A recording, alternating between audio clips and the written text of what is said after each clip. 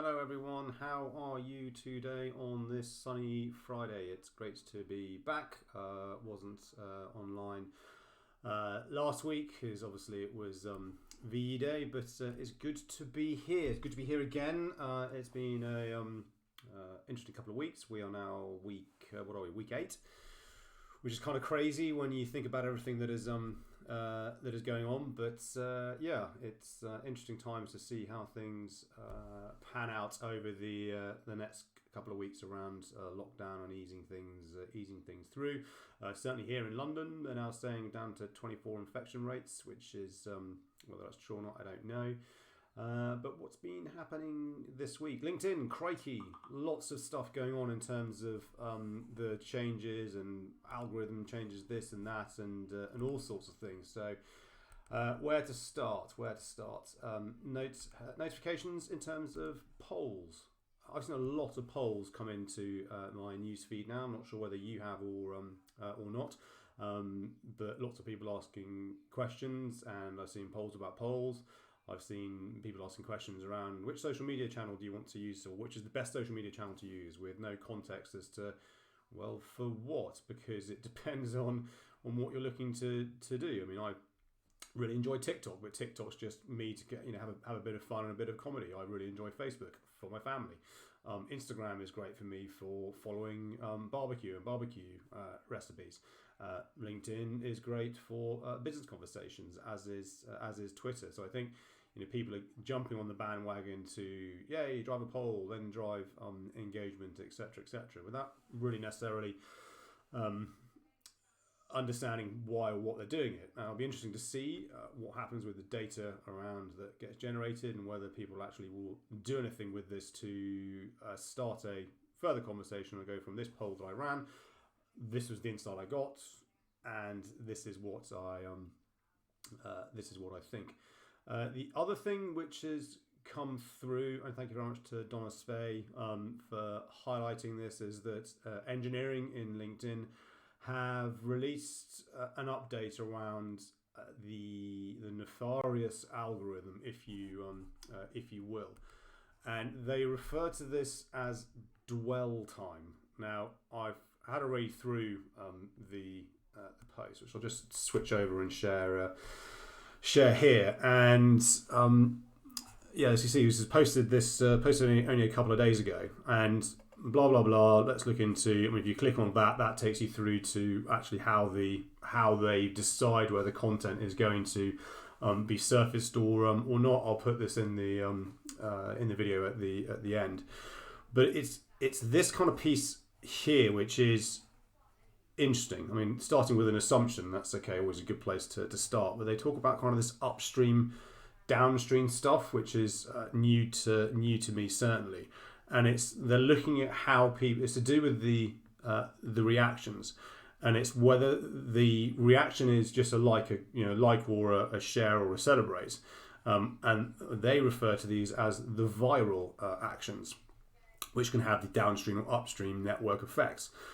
So, for example, a reshare will propagate the article downstream, as Alice's connections will see this in her feed.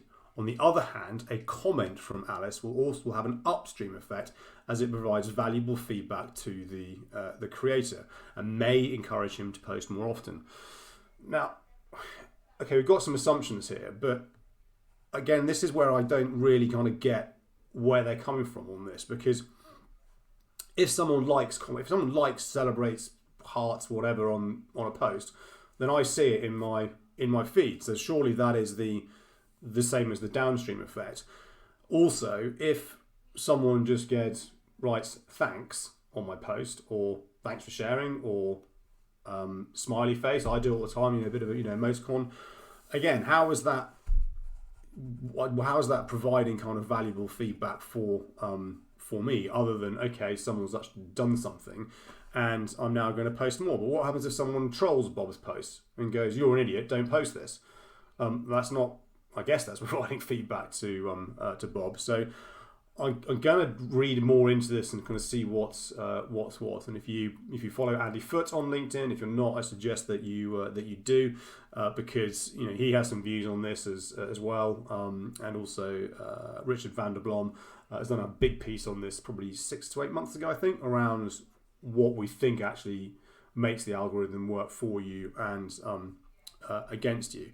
And there seems to be so many moving parts within this. But then, as you kind of go through, it talks through the reason they're kind of looking at what they refer to as dwell time is that it's the passive consumers. And I do remember that when these changes first came out, is that how we initially inferred it was that there may be people in my newsfeed who want to see my content, but they don't actively choose to like or comment on it.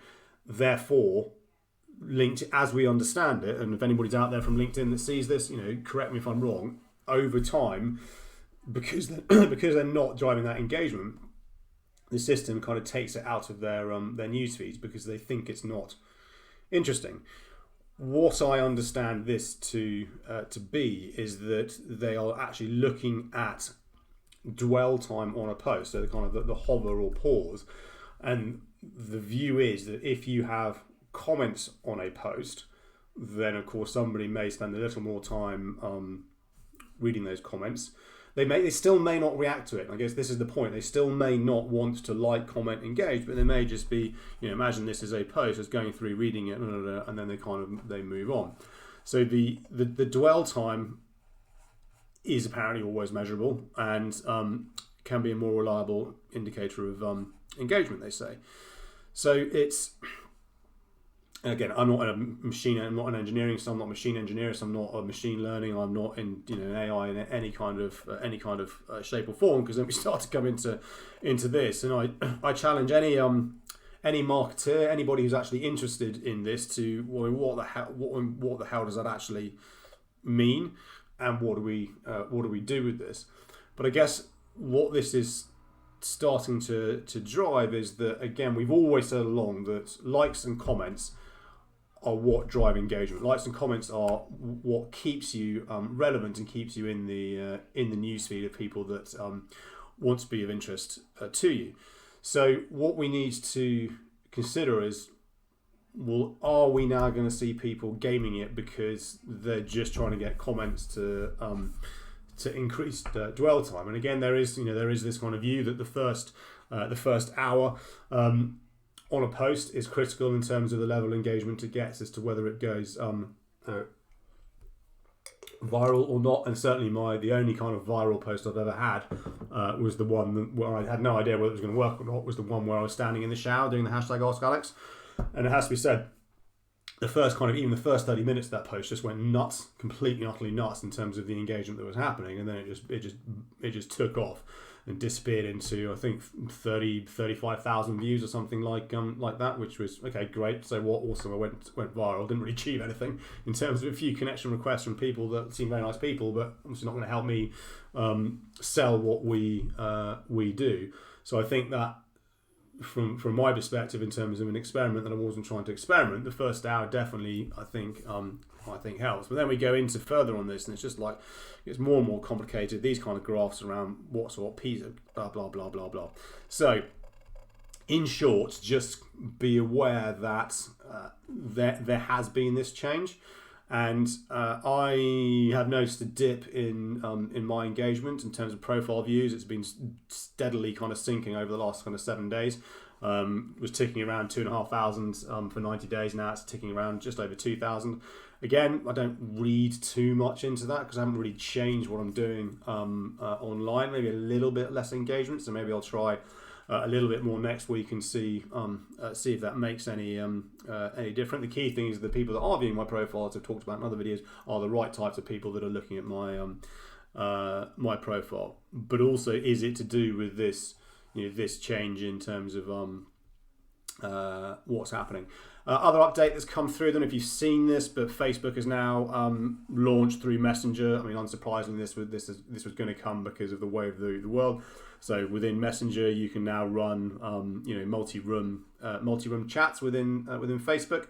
Of course, they've got Portal, which sits on top of your TV or in your room, so this all kind of integrates, and now you can actually not necessarily be on the phone, you can be on Portal and then be sitting in the sofa and have more of a less of this kind of screen time experience. Again, of course, with this everything comes that it's through Facebook, but wherever we go, whatever we do, as I mentioned in a couple of videos a couple of weeks ago, Facebook is close to the 3 billion monthly active users across all its platforms. So it'll be interesting to see how this plays out. What else? I'm just gonna fade back here so you got my lovely face in one screen. What else is out there and going on? So the social selling index, for those of you that don't know, is LinkedIn's who knows, LinkedIn's measurement tool around the 4 areas of social selling. Personal brands, network, how you find people, and the key one, content. Now, I was told probably, I think 6 months ago by contacts at LinkedIn that they were going to start phasing it out. For those of you who got Sales Navigator, you may well have noticed that no longer do you have the SSI as in score in your home screen. It's actually now the Sales Navigator Coach, and they're trying to move towards kind of the coach piece, and I think that ties in with a lot of what we're seeing across other platforms. Is kind of the coach, and whether this will kind of iterate, God knows, in the next 12, 18 months, who knows, into kind of some more of an interactive coach rather than just click a button and do this action and hey, you're now an expert, even though all you've done is just literally ticked a box. Anyway, yesterday everyone got very excited because SSI seemed to be off. Certainly the page, if you go to Google and type in LinkedIn SSI, and it gets you to kind of their marketing page, and you click on that, it wasn't working. It wasn't working at all. I was going to Sales Navigator, both enterprise of a client license that I'm currently working with, and my own license. Again, there was no SSI score there at all. I just had page 404 not available, and people were getting excited about this or not. And some people saying, hey, this is a nightmare because this is how we help train people. This is how we help understand how people are improving, and to a certain extent, so do we, around helping people understand where you are on a base score. But again, as I've discussed on many blog posts, and it was a very blunt metric because you could game it. You can have 25 on your profile, or whatever it is, but that just means you've completed the profile. Literally just means you've completed as much of the profile as possible. You've got as much in there as that you can do. So not only do you have your banner image, your photo, you've got the about section, featured, experience, licenses, certification, publication, skills, blah blah blah, go on. But all of that could be in gobbledygook.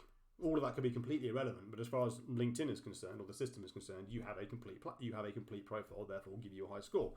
Same goes with the content piece. You could be engaging with tons of content, showing loads of stuff, but it could be all completely irrelevant for your audience. But again, the system thinks you got a high score. So yes, it was a useful metric, dare I say, just to give someone a baseline. But we're always very, very clear to say, look, don't actually get focused on this particular score. Don't focus on the score. Focus on the output. Focus on what it is you are trying to achieve and who you're trying to engage with. And actually, the best metric for that, and this is a challenge because you do need LinkedIn Premium to do this, the best metric for that is in fact LinkedIn Premium, to then start to look at your profile views, to then start to look at, whilst you don't know who, look at which people are engaging with your content in terms of companies and etc. Because then at least you can understand these 1,000 views I've got, or 10,000 views, or how many views you get, it doesn't matter. If they're the right people, then you can still have a crap profile. That's obviously not ideal, but if your content is landing with the right audience, then you're doing a good job. But you could still have a bad score on everything else. And this is the kind of world of intent data which I'll be talking about over the summer at the social selling conference. I'm going to put the link into to that. John McGarry is very kindly hosting, inviting me to be on that, so that'll be good fun. I'll talk more around this. But back to the SSI, magically it seems to be back again. So I don't know whether somebody pushed a button by mistake, but it only seems to be back within Sales Navigator. So it'll be interesting to see what happens and how that plays through, because as I said, as far as I understood, they were looking to try to mothball it completely. And is this the start of that happening, or is this the start of it shifting to something else? So interesting. But what was interesting, I think, is watching the conversation that was happening around. It's evident a lot of people still rely on it for kind of the scoring and part of the training, whereas actually we try and avoid it unless somebody actually asks us about it. So who knows? Who shall see around what's what? So we've got dwell time, we've got polls, we've got the changes or not changes in the social selling index. We've got Facebook going Zoom competitor. What else? Oh yes. I wrote a blog post yesterday. Was it yesterday? I lose track of weeks. Around there was so Mike Winnett. If you're not following him on YouTube and LinkedIn, he's very funny. But actually, he's a full-on YouTube channel. He runs the Entrepreneur series, where he actually tries to uncover kind of this get rich quick schemes and kind of show them for what they are, and people shouldn't really give them the money and risk behind it, and so on. Anyway, he runs a podcast series. It's very good. It's very funny, and he got Benjamin D, the UK's most hated sales trainer, and Dan Disney, who is a author and social selling trainer, together, because they've had some kind of to and fro on LinkedIn, very friendly. Around Benjamin is ultimately a cold calling trainer, and a very good one at that, from what I can see in terms of the videos that I've seen, and the irony is the engagement that he gets on LinkedIn. And Dan is he authored the £1 Million Message on LinkedIn and does social selling training very similar to what we do. So they got on a Zoom call or a Zoom podcast, and it was around should we sell? The premise was, should we sell in lockdown? And lo and short, yes, absolutely should. But empathy and understanding, I've talked about other piece. But what the debate was that Benjamin said that social selling is just a made-up thing, which he admitted. So it's his name as the UK's most hated sales trainer, but he did it to stand out and be different. His view is just social marketing, and actually what he was trying to get Daniel to admit was that it's actually just prospecting. It is just prospecting. Whereas Daniel was like, no, social selling is a strategy. You can sell through social through the entire process, cradle to grave. Now, I agree with Benjamin to a certain extent. I disagree with some other things that he touched on. I agree with Daniel to a certain extent. I disagree with Daniel on some things. I agree with Benjamin. Yes, absolutely. Social selling is prospecting, and it could be called social marketing, because part of what you're doing is obviously leveraging marketing tactics to get in front of people on social. But the point of marketing is kind of to the many, whereas social selling is, yes, you are pushing content out to the many, but the view is to get to the one. It is also that one-to-one conversation, not a kind of a brand conversation. I get what Dan is saying around the end-to-end piece on social, but I think it really depends on your market, because if you are selling low value, low risk to the buyer, probably a product rather than a service, I would suggest. Yes, you could probably do the whole thing through LinkedIn Messenger, never have a conversation, a physical conversation like this with that person. But when you get into the kind of the bigger ticket, high complex, slightly higher risk to very high risk to multiple decision makers, there's no way that you can close that through social. But where I then disagree with Benjamin is he was saying you cannot run a sales process on social.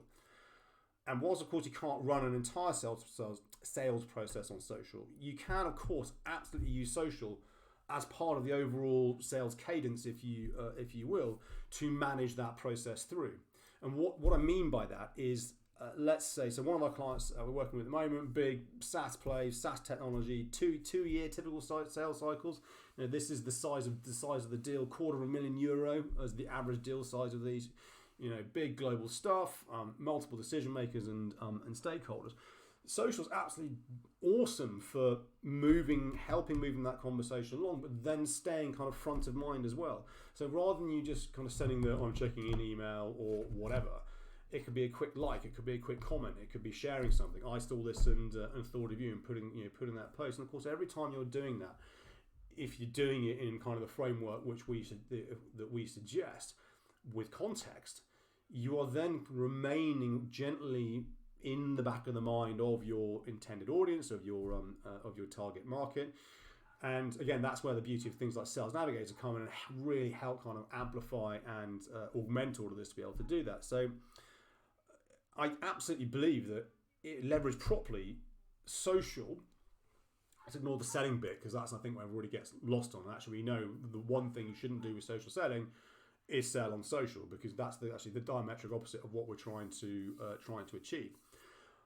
But it can't be ignored as not being part of that overall process. And of course, and we say this time and time again, pick up the phone as well. Send emails to people. You know, there are audience out there that do want to receive emails, and they do want to receive your marketing emails, and they do want to receive your phone calls. But there's also a lot of audience that don't want to do that. So actually, what I was saying, coming back to what Benjamin's saying, and I completely agree with him, is that sales, or selling, dare I say, is the art of communication. It is the ability to articulate and communicate your product, your service in a meaningful way, build rapport, build trust, all this kind of stuff. NLP, neuro-linguistic programming, all behind that. I was trained on that in my recruitment days, blah blah blah blah. But ultimately, it is a game of communication. And if you can't communicate very well, or if you actually can't sell, full stop, if you're just not a very good salesperson, that's fine. You know, some people weren't. We train people through our recruitment days and they just weren't very good. It's like, okay, sales is not for you. Go and do something else. No big deal. It isn't for everybody. I think the challenge is where sales is from where it was. If I went back 20 years ago and someone said, "What do you do?" And I said, "Well, I'm a salesperson." And what I mean by that, well, I do the prospecting, I do the meetings, I do the pitches, I write the pitch documents, I then have to do the contracts, I execute the contracts, and then I deliver, because I then deliver the recruitment. So total end-to-end solution. And I recruited sales professionals into the IT and tech sector, from the cold callers through to field sales, inside sales, account managers, channel sales, and so on. You fast forward to today, and it's a very different world. You've got SDRs, AEs, so sales development reps, typically the front end lead gen engine. You've got account executives, senior account executives. You've got overlay sales. You've got pre-sales. You've got customer success. You have sales engagement technology that helps kind of automate this. So the likes of SalesLoft and Outreach are probably the two Bs out there that do that. You now have AI. In the loosest sense, so Conversica is is a platform that does that. So that takes a lot of the heavy lifting away from the initial customer interaction, so website touch points and so on. Actually, technology now controls that and gets the Drift is another one in terms of how they do it. I've seen Inside Sales have just acquired Customer. Have just acquired someone that does this to build it into their whole thing. Anyway, very, very different world to where we were in sales. And I think this is kind of where the social selling, virtual selling, modern selling, digital selling, whatever you want to call it, it's kind of lost its way, because it is just fundamentally selling. That's what it is. Let's not get away from what we're trying to achieve. And I've always talked about outputs. What are you trying to achieve? I'm trying to get a business meeting with someone. I'm trying to fix a business meeting with someone to sell them something. That's what me and my colleagues do. That's what I've always done. There's now just multiple different ways to do that, and it's never been this and or conversation. But going full circle around, is social selling a made up thing? Well, evidently not, because of the conversations that are happening around it. But as I say in my blog, I'll put it in the video after this. As I say, social selling is as made up as account-based marketing, as virtual selling, modern selling, any kind of buzzword that is out there. Because if we strip all of what that is about, it's just sales and it's just marketing. And it is actually now what is really fundamentally changing. And my colleague Tim and Adam have written a book on this. I'll put the link in for that too. Is that sales and marketing now kind of blending, and there's a blur between the two. And marketing is kind of the term that Tim and Adam use. And I think that's that's where kind of there needs to be kind of more understanding around what we're actually. If we just strip it all back, accept all the communication channels you have, go and talk to your audience, and this is the thing. Ultimately, it comes back to the customer and prospect. How do they want to talk to you? How do they want to consume content? What content? When? Where? What platforms? Let them tell you that. And of course, and this is what I'm going to touch on in the conference in June, is there's this thing called intent data. And there's lots of stuff out there which can start to guide you on what this actually means and how you can use it. So what I ended up on deciding was that actually I agree with some of them, and I agree with some of what was said, and I disagree with other stuff that was being said, because I don't think there is a right or wrong answer in any of this. You just need to do what works for you at the end of the day. But what is fundamentally here to stay, and I think what has fundamentally been demonstrated over the last 8 weeks here and 3 months, let's say, overall globally, is how critically important kind of your connections, your network, and actually your visibility is in all of this. And in a business context, of course, that's LinkedIn. It's got to be. So it's been fascinating watching the change in the dynamic of how LinkedIn is kind of working to a certain extent, in the types of content that is out there. But I don't care what you call it. LinkedIn training, social media training, social selling, virtual selling, modern selling, digital selling. You cannot ignore. Social has to play a fundamental part in all of it. It absolutely has to be there.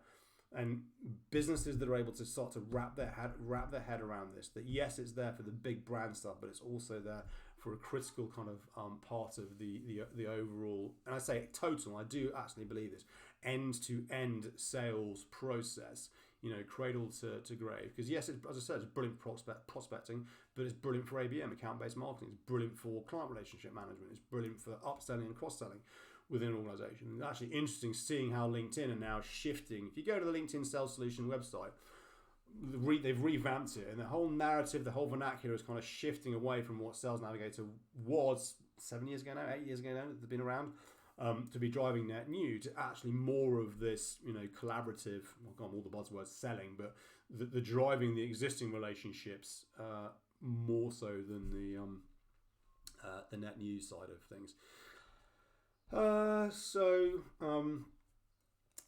What else? Systems and processes. Systems and processes are critical in anything. I've had quite an amusing week. So I've actually, through Instagram, discovered a brewery down the road in Anisha. I'm into my pale ales and all that kind of hipster stuff. Nothing against hipsters. And so all of the second box and everything there, they're pretty busy, which is great. You've got local business that is doing money. So I got my first box delivered 2 days ago. And then I had another delivery from the beer company. I was like, hang on a second, I only ordered one box here, and but wait, we've not created a beer. Awesome. Well, I phoned them up saying, look, or I sent them an email rather saying, look, this has obviously come by mistake. I don't want local business to be out of pocket. And I had a voicemail from the beer company and called them back. And the guy went, oh, Mr. Lowe, I'm really sorry. We've got an order here for you. You're just outside the delivery zone, but we can put it on a FedEx, or you can come and pick it up from the brewery tomorrow. So it's just down the road. And I was like, whoa, hold your horses. That'll be the third one you're going to give me, and I've only paid you for one. And he's like, oh, I'm so sorry. We're trying to cope with demand, etc. So systems and process check. I said you probably need to look at the ordering systems that you've got in place, and checks and balances. Then I get my barbecue box delivered today, which came a day quicker than I thought. Very excited. Awesome. I'm going to do some barbecue over the weekend because it's going to be good weather here in London. Lucky us. And opened the box. I was like, hang on a minute, that's not what I ordered. Ran out to the delivery guy who was still on our street. Go, oh, you give me the wrong box. And he's like, check the address on the box. I was like, oh, that is my address. That's not my order. So again, this poor delivery, the butchers we ordered this from, unfortunately, are going to have to lose because I paid for my order, which I haven't got, and has the other person, she's up in Yorkshire, It's not going to get her order. Luckily, what I've got hers is I can work with, and it's fine. I'm going to turn some steak into some mince, going to do some pulled pork, and so on. But again, checks and balances, systems and processes around. I do feel for these small businesses that are having to pivot so flipping quickly to manage what's happening now to then obviously go for this. But the key and all that, let's hope they learn. Otherwise, that's me for this week. I'm still hoping I'm going to get LinkedIn live. I'm going to play around with Restream and StreamYard to see if I can move this across other platforms as well. But as ever, thank you all for listening and tuning in. I'll chuck this up on my YouTube channel in a minute, and with all the links that I mentioned. But until next time, I hope everyone stays safe and well, and safe with your families, etc., etc. Enjoy the weekend enjoy the weekend wherever you are in the world. But thanks all for tuning in, and until next time.